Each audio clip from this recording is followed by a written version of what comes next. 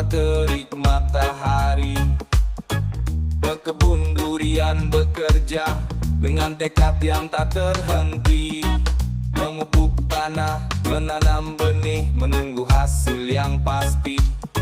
Di tanganmu ada harapan dan buah yang penuh arti. Pekebun, oh pekebun, semangatmu tak tergoyahkan. Di tengah terik matahari, kerja kerasmu tak sia-sia.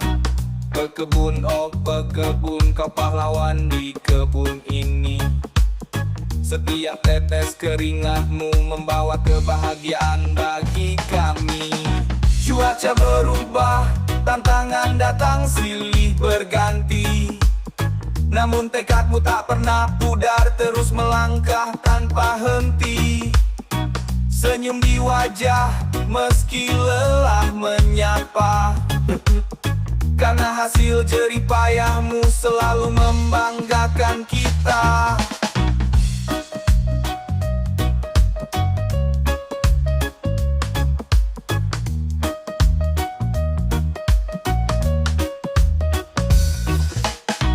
Durian antun, ku diamen mata mejang.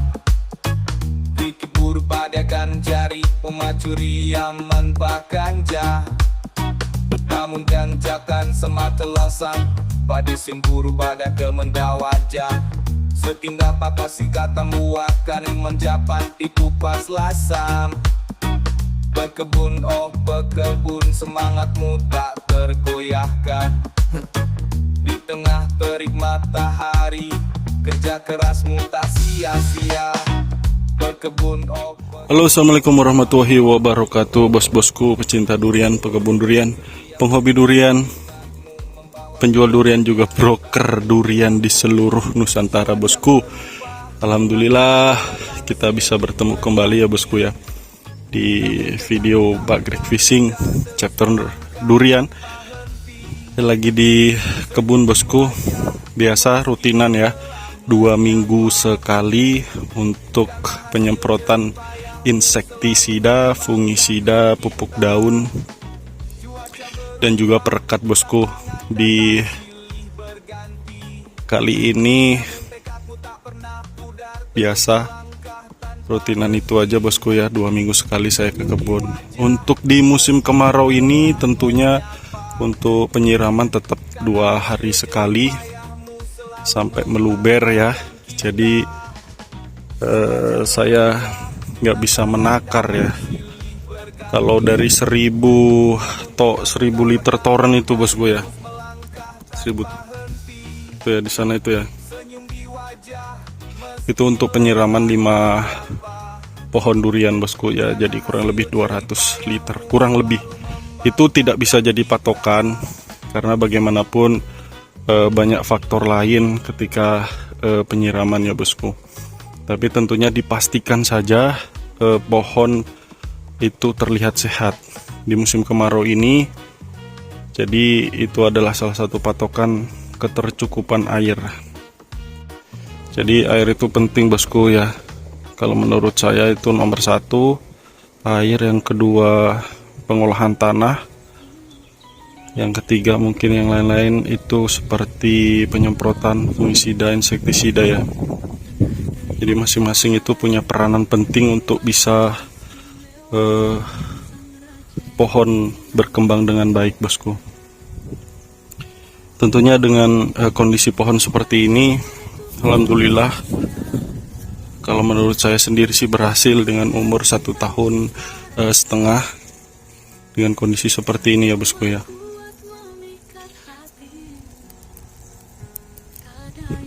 Jadi sebetulnya kalau patokan umur itu tidak jadi patokan penting, tapi bagaimana kondisi pohon. Sekali lagi, kondisi pohon itu adalah bukti di mana perawatan kita baik begitu bosku.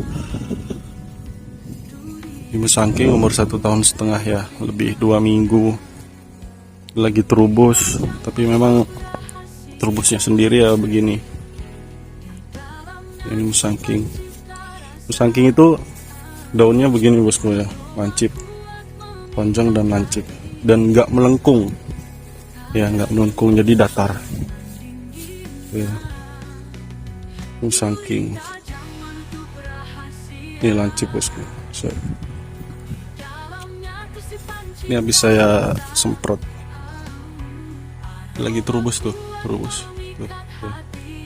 Jadi ini penyiramannya cukup baik karena setiap minggu itu disiram Pak Ahmad. Selain dari toren itu dari hawangan dari air sungai itu dipompa pakai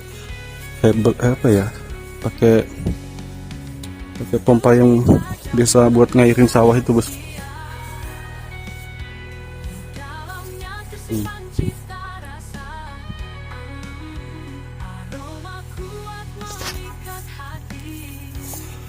Itu montong umurnya sama semua bosku.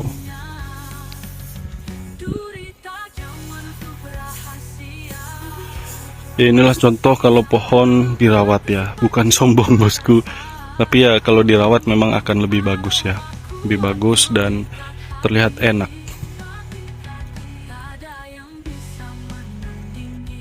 Musim kemarau nih bosku tuh kering semua ya, kering.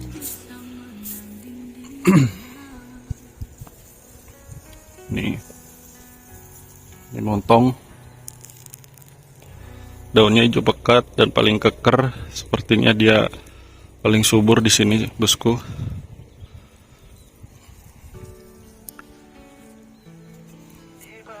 Ya, udah hampir berapa meter itu, 3 meter lebih. Lagi nyiram jeruk nih Pak Ahmad. Jeruknya telat ngerawat bosku, jadi kuntet. Nah ini ya, jadi penyiraman itu harus cukup di musim kemarau ini dan tentunya menyesuaikan dengan kondisi tanah ya. Kalau kondisi tanah seperti di sini ini gampang menyerap, gampang basah, kemudian kalau basah lengket. Tapi ketika panas nggak disiram udah langsung merekah ya, langsung kering bosku. Ini makanya saya kasih jerami untuk bisa mempertahankan air tidak mudah menguap. Jadi untuk penyiramannya sendiri juga agak efisien. Terus yang kedua juga kondisi tanah cukup lembab sehingga akar mudah untuk menembus ya. Kalau hama pasti ada aja bosku. Ini dimakanin nggak tahu ini apa, lubang-lubang begitu ya. Tuh lubang. Bisa belalang kayaknya, si belalang ini karena udah musim panen, jadi si hama belalang apa itu udah larinya ya ke pohon. Tapi kalau lagi musim tanam itu agak mendingan.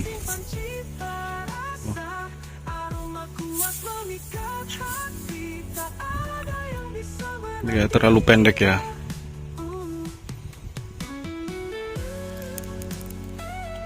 Untuk pemupukannya sendiri sebulan sekali, tapi ini cukuplah, yang penting air ya musim kemarau ini. Airnya cukup insya Allah bagus. Tuh, bolong-bolong nih. Tuh. Tidak terubus. Ya, insya Allah 2 tahun lagi lah ya. Bisa lebih besar kondisi pohonnya dan kondisinya juga sudah siap untuk dibuahkan. Ya belajar berbunga dulu lah. Ini saya masih tahap vegetatif ataupun tahap pembesaran bosku. Jadi masih belum banyak ilmu saya tentang pembuahan. Nanti belajar lagi agar bisa membuahkan dengan hasil yang bagus lah ya. Ya musim angin. Ini jerami bosku. Jadi memang sengaja saya kasih jerami biar ketika nyiram tidak cepat mengering ya. Tapi banyak yang bilang wah nanti rayap apa, enggak, alhamdulillah ya. Alhamdulillah enggak bosku. Oke, kita lanjut ke bawor. Ini agak menguning, sepertinya kurang air. Karena belum tentu penyiraman itu bisa sama bosku. Ya, tapi ini memang bistrubus ya, bistrubus. Ini fokus untuk penyiraman di musim kemarau. Ini yang dirawat seperti ini bosku ya. Jadi ada beberapa orang yang mengatakan pohon mah nggak usah ribet-ribet, tanam nanti juga hidup sendiri seperti di hutan. Nah itu kalau di hutan sendiri itu nanamnya nggak 1-2 bosku, puluhan bahkan bisa ratusan, tapi yang hidup tidak banyak gitu ya. Dan di hutan itu juga kondisi tanahnya, tingkat kesuburannya itu juga berbeda ketika di lahan seperti ini yang memang sudah pernah diolah, bekas sawah, bekas kebun apa gitu ya. Dan itu tentunya kondisi nutrisi tanah juga berbeda di hutan. Jadi kalau menurut saya tetap dirawat bosku. Ini bawor nih paling bagus, 1,5 tahun bosku.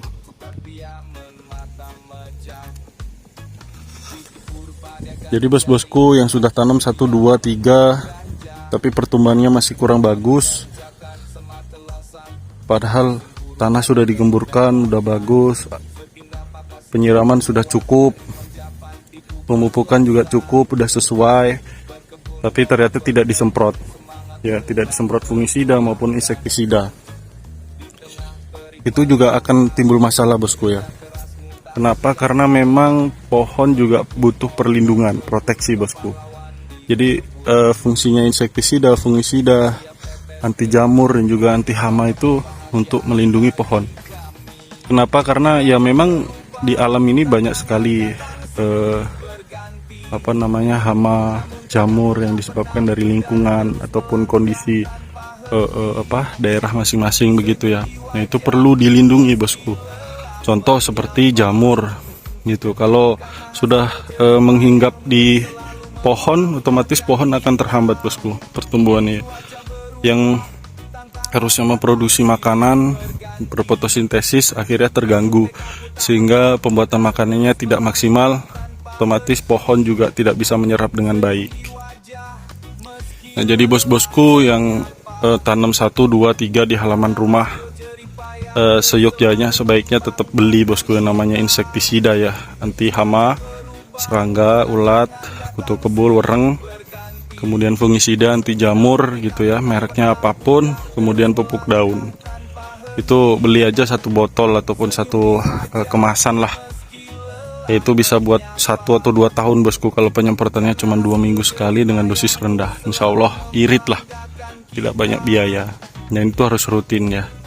Untuk apa ya, balik lagi untuk melindungi pohon dari serangan-serangan hama ataupun jamur yang bisa mempengaruhi pertumbuhan pohon. Itu saran saya bosku. Jadi tetap meskipun 1-2 di halaman, banyak yang bilang minim hambatan ataupun gangguan gitu ya. Tapi kita nggak tahu bagaimana sebetulnya kondisi pohon ya. Jadi buat bos-bosku yang masih kurang subur, kurang baik setelah pengemburan, penyiraman cukup, pemupukan cukup tapi masih jelek, ya harus coba untuk penanganan proteksi ataupun pengamanan daripada pohon ya, dengan insektisida, fungisida bosku. Jadi ini kondisi pohon di kebun saya bosku, ada 9 pohon, tapi alhamdulillah kondisinya baik dan dirawat dengan maksimal lah. Mencoba dari senior-senior yang ada bosku, kita coba aplikasikan ya. Itu ada Pak Agus Widodo, kemudian Roman Purba yang sudah keliling-keliling di Indonesia bagaimana perawatan petani-petani durian. Nah, itu bisa diambil ilmunya bosku, dan tidak ada yang salah. So betul semua, tapi bagaimana kita mengaplikasikan di tempat kita, karena memang kondisi dari alam, tanah, ekosistemnya berbeda. Jadi ya kita harus pintar-pintar untuk menyeleksi mana yang cocok untuk pohon kita ya, kebun kita. Oke bosku ya, demikian video kali ini. Saya akhiri. tidak bermaksud untuk menyombongkan diri. Kita tanam durian untuk sedekah oksigen, dan semoga nanti bermanfaat ketika berbuah untuk saya pribadi, untuk Pak Ahmad gitu ya, dan lingkungan-lingkungan yang tentunya ada di kebun. Baik, terima kasih bosku ya. Yang belum subscribe, minta tolong untuk subscribe. Yang sudah subscribe, terima kasih. Tanpa bos-bosku, channel ini bukan apa-apa, tanpa bermaksud untuk menggurui. Saya Iri, wabillahi taufik wal hidayah. Assalamualaikum warahmatullahi wabarakatuh. Bagrek Fishing, chapter durian mantap. Kita hijaukan Indonesia dengan durian bosku.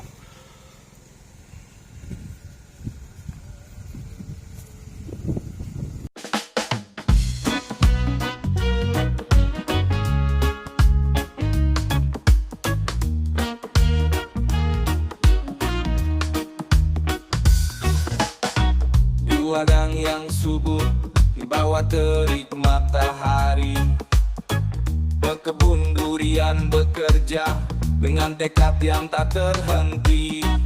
Memupuk tanah, menanam benih, menunggu hasil yang pasti. Di tanganmu ada harapan dan buah yang penuh arti. Pekebun, oh pekebun, semangatmu tak tergoyahkan. Di tengah terik matahari, kerja kerasmu tak sia-sia. Pekebun, oh pekebun, kau pahlawan di kebun ini. Setiap tetes keringatmu membawa kebahagiaan bagi kami. Cuaca berubah, tantangan datang silih berganti, namun tekadmu tak pernah pudar.